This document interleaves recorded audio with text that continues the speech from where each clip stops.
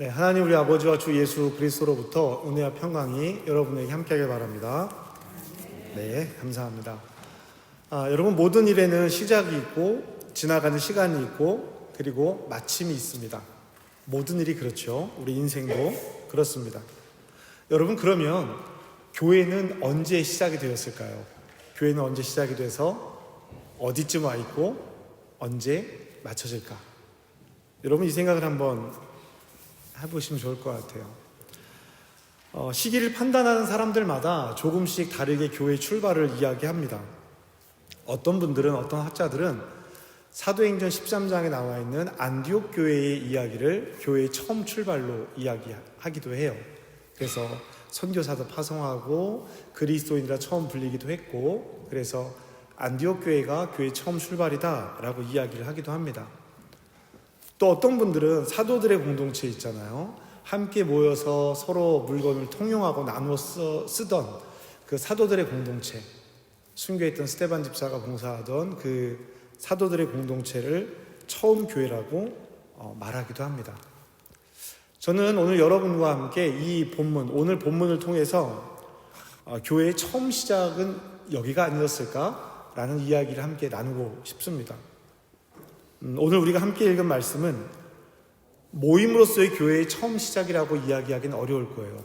모여지는 모임으로서는 처음이라고 말하기 어렵지만, 교회가 무엇으로부터 시작해야 하는지, 교회는 무엇인지를 이야기할 때는 이 본문이 가리키고 있는 것이 교회의 처음 출발이 아닐까? 이렇게 생각을 합니다. 그래서 저도 이 순간, 예수님께서 제자들과 질문하시고 대답하는 이 순간이 교회의 시작이라고 생각을 합니다. 왜냐하면 오늘 말씀은 요 구약의 언약 공동체, 이스라엘이죠.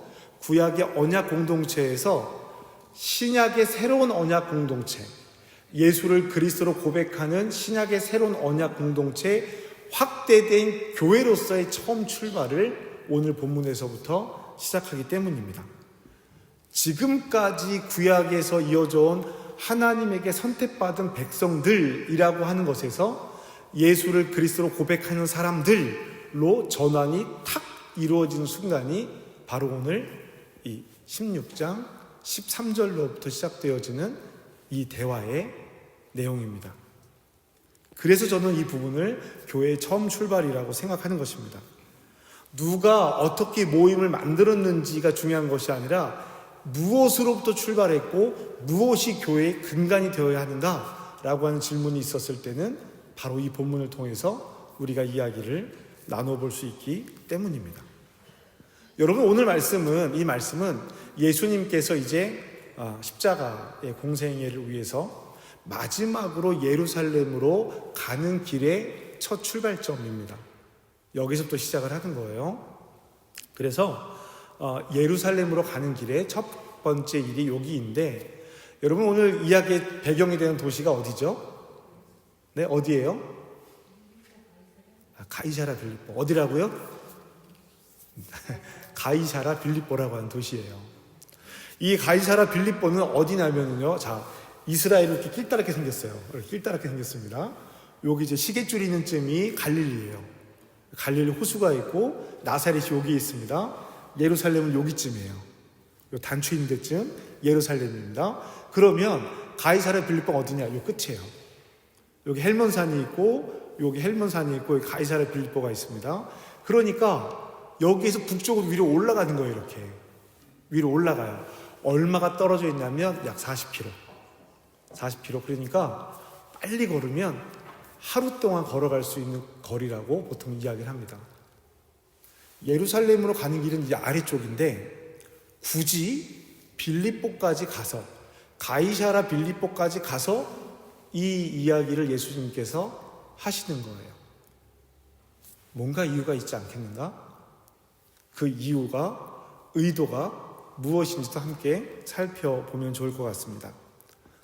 이 마태복음의 기록에서 15장까지는요 예수님께서 내가 누구야? 라는 걸 말씀해 주시는 내용들이에요.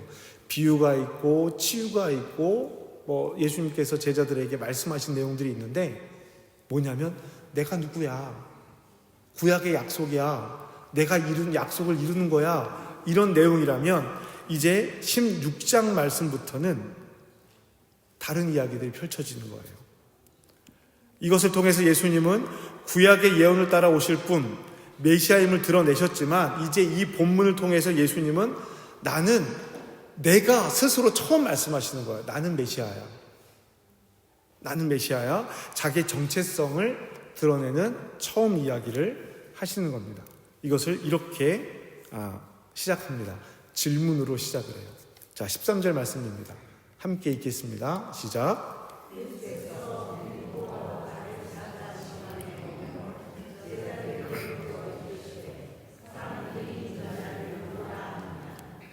네, 예수님께서 제자들에게 물으시는 거예요. 다른 사람들이 나를 누구라고 하는지 너희들이 대답해봐. 이렇게 질문하신 겁니다. 그랬더니 제자들이 이렇게 대답을 합니다. 자, 읽겠습니다. 시작.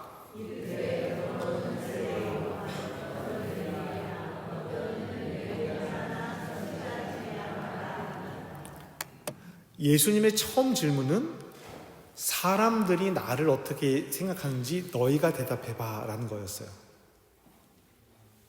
그래서 제자들은 이 사람들이 예수님과 함께 다니면서 웅성웅성대는 얘기를 예수님에게 전했습니다. 복음서에 보면 종종 무리라고 기록되어져 있는 사람들이 있어요. 한 무리. 제자들과 무리들이라고 표현되어지는 사람들이 있는데 이 무리들은 예수님의 말씀을 따라서 따라온 사람들인 건 맞아요. 예수님의 이적을 보면서 따라온 사람들인 건 맞습니다. 그런데 자기들의 경험을 가지고 예수님을 판단하는 사람들이었어요. 제자가 아닌 사람들이었습니다.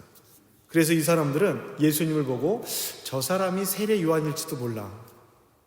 저 사람이 예레미야일지도 엘리야일지도 몰라. 저 사람이 예레미야일 수도 있어. 아니야, 선지자 중에 한 사람일 수도 있어 라고 생각을 하고 있는 거예요. 왜 그랬을까요? 왜 이 무리들이 예수님을 보고 세례 요한이나 엘리야나 예레미야나 선지자 중에 하나라고 생각을 했을까? 자기들이 경험한 내용들 거기까지예요. 가장 가까이 있는 세례 요한을 경험했을 뿐이고 자기들의 신앙 전통에서 유대인 전통에서 엘리야의 이야기를 들었고 예레미야의 이야기를 들었고 많은 선지자들의 이야기를 들었어요. 그래서 예수님께서 하시는 일들을 보면서 저 사람은 선지자 중에 한 사람일 거야. 엘리야일 거야. 예레미야일 거야. 아니야. 세례 요한일 거야. 자기들이 가지고 있는 경험을 가지고 예수님이 누군지를 판단하고 있었던 것입니다. 그러면서도요, 가장 좋은 것으로 자기가 들었던 것 중에서 제일 좋은 사람으로 한 사람씩 얘기하고 있는 거예요. 엘리야를 좋아하는 사람은 엘리야로, 예레미야를 좋아하는 사람은 예레미야로, 세례 요한과 함께 이 일을 시작하고 여기까지 따라온 사람들은 세례 요한의 이야기를 하는 겁니다. 제일 좋은 것으로. 그러나 예수님에게는 사람들이 평가하는 가장 좋은 것이 필요했던 것이 아니었어요. 예수님을 어떻게 생각하는지가 중요했던 것이죠. 그래서 이제 예수님은 제자들에게 그러면 다른 사람들 말고 좋아, 너희는 나를 누구라고 부르니? 라고 물어보시는 거예요. 너희는 나를 누구라고 하느냐? 여러분, 이 질문은 너희는 나를 만났잖아. 너희는 나랑 생활을 했잖아. 너희는 나의 모습을 다 봤잖아. 나의 삶을 보았잖아. 그러면 너희가 경험한 나는 누구인 것 같아? 엘리야인 것 같아? 예레미야인 것 같아? 세례 요한인 것 같아? 라고 물으시는 거예요. 앞서 말씀드린 것처럼 구약의 언약이 새 언약의 공동체로 확대되는 것과 구약의 약속이 메시아로 성취되는 것을 예수님의 질문으로 표현하고 있는 것입니다. 너희는 나를 누구라 하느냐? 이때 베드로가 대답을 합니다. 이렇게 대답하죠. 같이 읽겠습니다. 시작.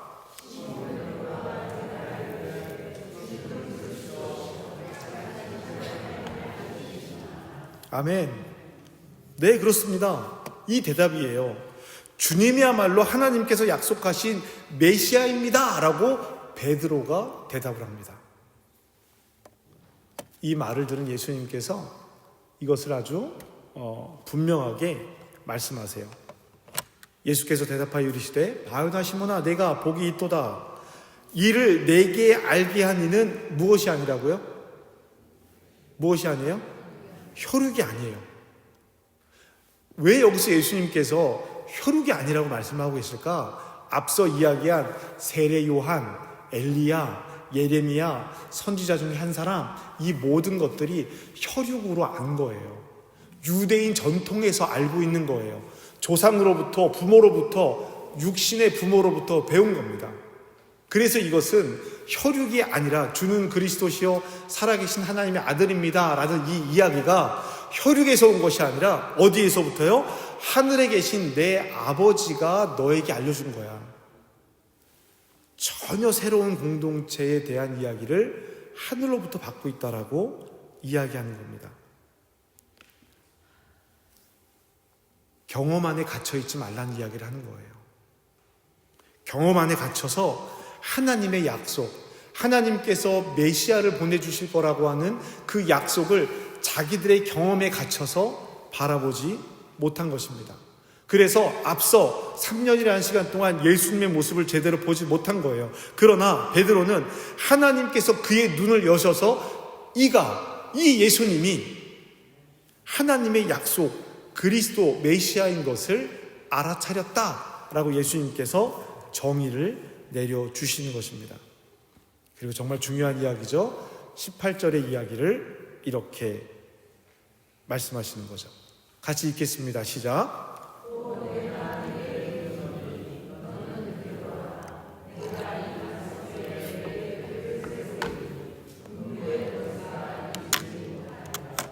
아멘.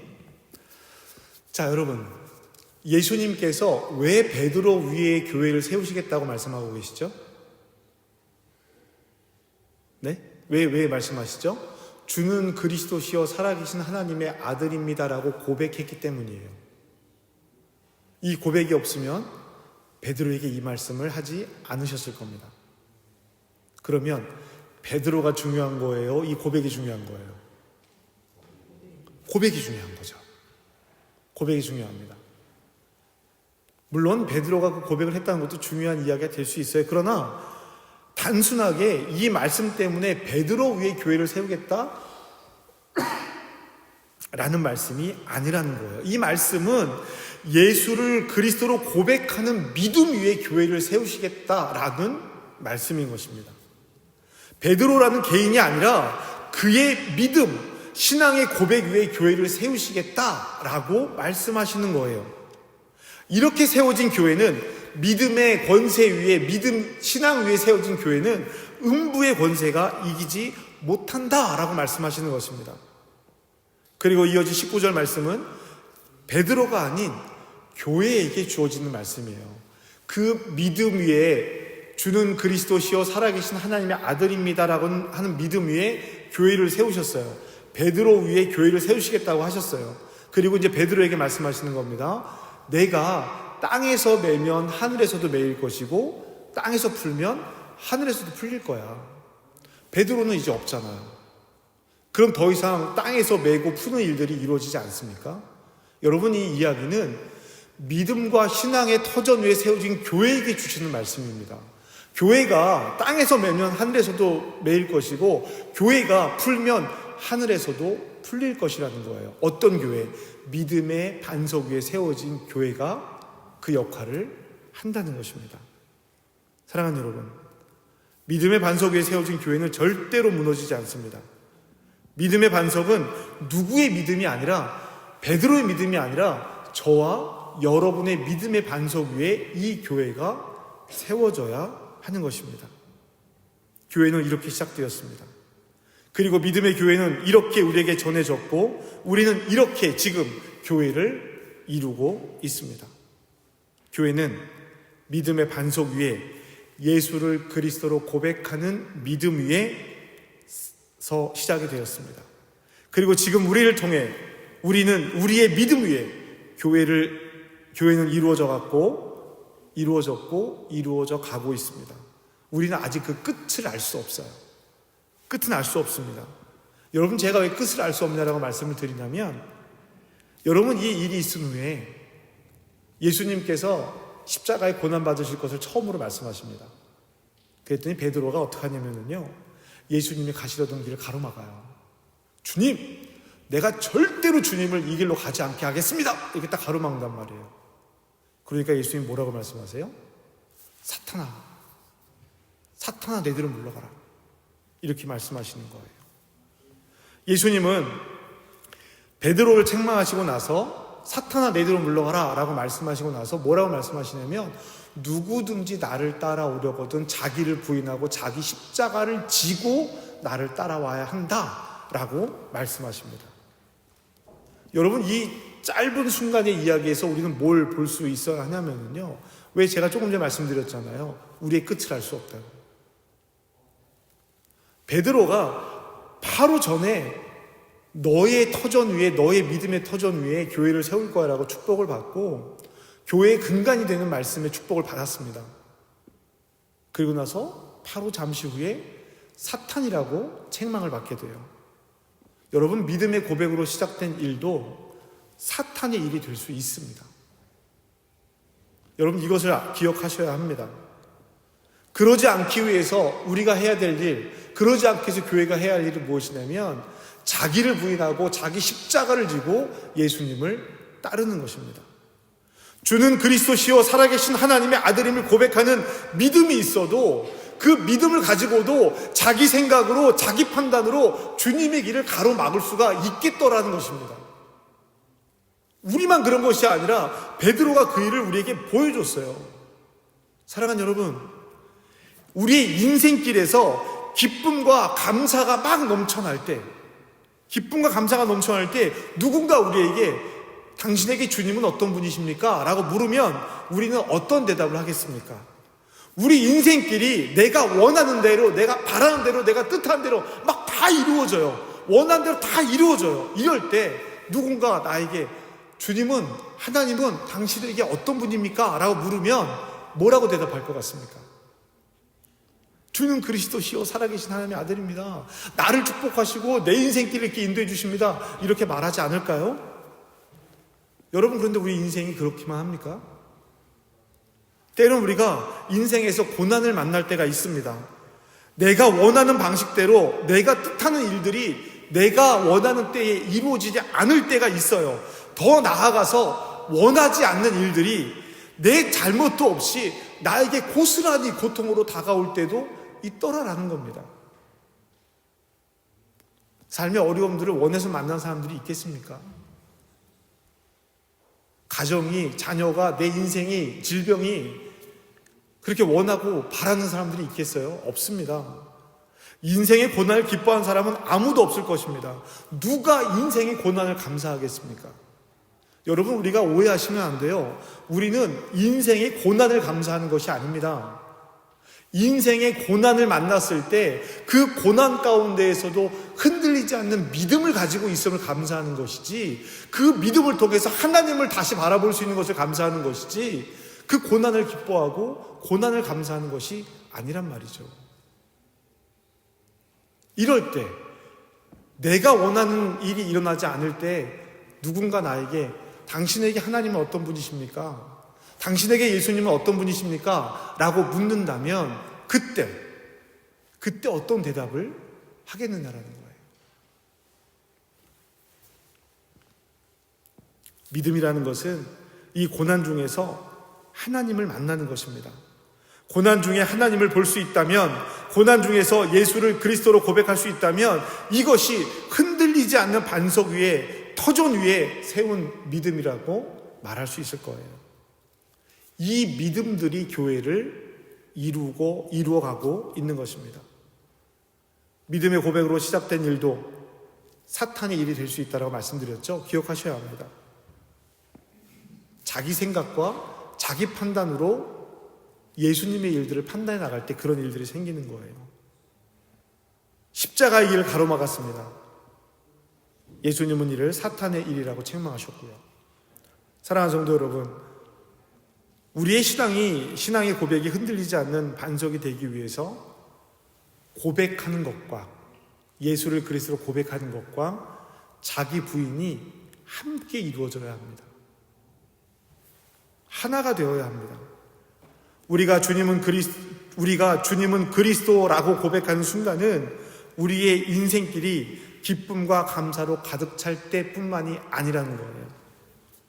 때로 원치 않는 고난과 아픔이 내 삶을 고통스럽게 할 때, 내가 원하는 방식과 반대로 일이 진행될 때, 그 고난 중에서 여전히 예수를 그리스도로 고백하는 믿음입니다. 주님, 나의 뜻이 아니라 주님의 뜻을 알게 해주세요 라고 자기를 부인하고 자기 십자가를 지는 믿음, 이것이 바로 예수님께서 말씀하시는 흔들리지 않는 반석인 것입니다. 이 반석 위에 나의 교회가 세워질 때, 나의 믿음, 내 교회가 세워질 때 음부의 권세가 이기지 못하는 우리 교회가 세워지는 겁니다. 여러분 스스로의 교회를 세우셔야 합니다. 나의 믿음 위에 교회가 세워져야 우리의 교회가 음부의 권세를 이길 수 있다는 거예요. 주님의 질문은 지금 이 자리 우리 한 사람 한 사람에게 동일하게 들리고 있습니다. 너희는 나를 누구라 하느냐? 너희는 나를 누구라 하느냐? 주는 그리스도시요 살아계신 하나님의 아들이심을 고백하며 그 고백을 따라 날마다 자기 십자가를 지고 자기를 부인하는 순종의 삶으로 예수님을 따르는 저와 여러분 되시기를 주님의 이름으로 축복합니다. 제가 말씀을 시작하면서요, 왜 굳이 가이사랴 빌립보까지 갔을까?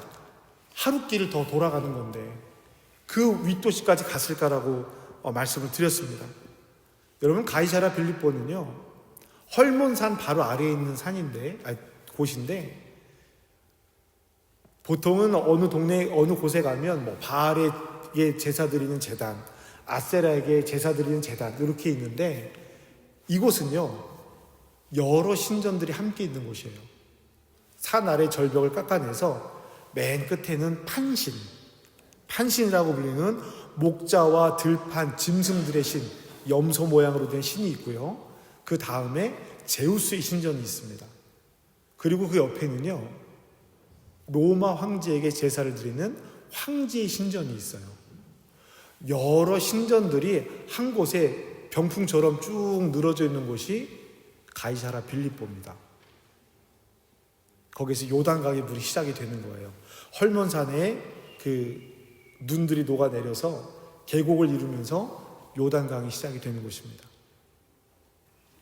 일부러 거기까지 가신 것 같아요. 일부러. 왜요? 이 신전이 있는 그곳, 지금 우리의 삶과 비슷하지 않습니까? 예수님은요, 제자들에게 어느 한 신을 꼭 집어서 얘기하고 있는 것이 아니에요. 야, 바알의 신을, 야, 아세라의 신을, 야, 무슨 이런 하나의 신을 이야기하는 것이 아니라 살면서 만날 수 있는 여러 신들의 유혹에 대해서 이야기하고 있는 것입니다. 여러분, 고대 근동이 가지고 있는 신의 의미가 뭡니까? 이 한 문제를 해결하는 거예요. 하나의 문제를 해결하는 겁니다. 농사, 땅에서 많은 것들이 잘 나게 해주세요 라고 하면 아세라 신에게 가서 제사를 지내는 것이고, 비를 내려주시고 하늘의 축복을 주세요 라고 하면 바알 신에게 가서 제사를 지내는 겁니다. 목적이 있단 말이에요. 신들마다. 제우스 신에게, 로마 황제에게 목적이 있단 말이죠. 그러니까 앞으로 살아가면서 만나는 다양한 여러 일들을 가지고 너의 삶을 사탄이 공격할 텐데, 그 여러 공격들을 네가 이 터전 위에서 나를 고백함으로 지켜나갈 수 있도록 해야 돼. 이 이야기를 하고 있는 겁니다. 오늘 우리에게 있는 여러 우상의 환경들을 적용해서 볼 수 있겠다 하는 것이죠. 사랑하는 여러분, 우리는 단순한 세상에서 하나의 문제만을 안고 살아가지 않습니다. 그래서 우리는 더욱 하나님의 지혜가 필요해요. 주님께서 제자들을 가이사랴 빌립보로 이끈 이유입니다. 2025년도 교회를 다니는 성도들에게 질문이 있습니다. 목회 데이터 센터라고 하는 곳에서 교회 다니시는 분들에게 이메일을 보내서 설문조사를 했는데요. 정말 많은 사람들이, 교회를 다니는 많은 사람들이 점을 보러 가더라는 거예요. 무당에게 찾아가서, 점집에 찾아가서 질문하고 답을 듣더라는 겁니다. 정말 상상할 수 없을 정도로 많은 사람들이 그렇대요. 그분들에게, 다시 그분들에게만 질문을 했습니다. 왜 그러십니까? 하나님을 믿는데 왜 그런 곳에 가서 질문하고 대답을 듣습니까? 이렇게 질문하니까 거의 90%에 가까운 사람들이, 그렇게 점을 보러 다니는 사람들의 90%에 가까운 사람들이 하나님은 빨리 얘기해 주지 않는데 무당은 바로 얘기해 준다는 거예요. 그게 당신한테 어떤 효과가 있어요? 두려운 마음을 빨리 없애준다는 거예요. 한편 일면 이해는 되기도 하지만 우리의 삶이, 인생이 다양한 이 환경에서 우리를 문화적으로, 문화라는 이름으로 세상과 타협하게 하는 일들이 있습니다. 사탄의 공격이죠. 내 생각과 내 마음대로 하고 싶어하는 자기 중심성에서 우리를 지키실 예수 그리스도의 말씀에 귀를 기울여야 하는 것이 바로 이러한 이유입니다. 우리가 하나의 문제만을 안고 살아가지 않기 때문에 더욱더 하나님의 지혜가 우리 삶에 필요한 이유이기도 합니다. 제가 오늘 말씀의 제목을 질문에서 세워진 교회라고 말씀드렸습니다. 여러분, 그 질문은 다른 사람에게 한 질문이 아니라 나에게 하는 질문이에요. 여러분 각 사람에게 하는 질문입니다. 그리고 그 질문의 대답이 우리 교회가 되어야 할 것입니다. 그래야 이 다음이 사탄아! 라고 책망받지 않는, 예수를 그리스도로 고백하는 믿음 위에 세워진 교회의 그 터전 위에 함께 이루어가는 교회가 될 것입니다. 그런 교회와 성도들이 되시기를 주님의 이름으로 축복합니다. 기도하겠습니다. 우리의 고백 위에 교회를 세우신 하나님, 한오버 한민교회와 성도들의 믿음의 고백 위에 교회가 견고히 서게 하여 주시옵소서. 너희는 나를 누구라 하느냐? 라는 주님의 질문에 주저함 없이 대답할 수 있는 믿음을 갖게 하여 주시옵소서. 그래서 나의 십자가를 지고 나를 부인하며 그리스도를 고백하는 믿음 안에 살게 하여 주시옵소서. 오늘 우리에게 너희는 나를 누구라 하느냐 물어주심에 감사합니다. 주는 그리스도시요 살아계신 하나님의 아들이시니이다. 이 믿음의 고백 위에 우리의 삶과 교회가 세워지기를 원합니다. 우리의 고백이 입술에만 머물지 않게 하여 주시옵소서. 고난 중에도 우리의 생각과 뜻이 주님의 길을 가로막으려 할 때에도 베드로처럼 책망받는 자리에 서지 않도록 붙잡아 주시옵소서. 예수님의 이름으로 기도합니다. 아멘.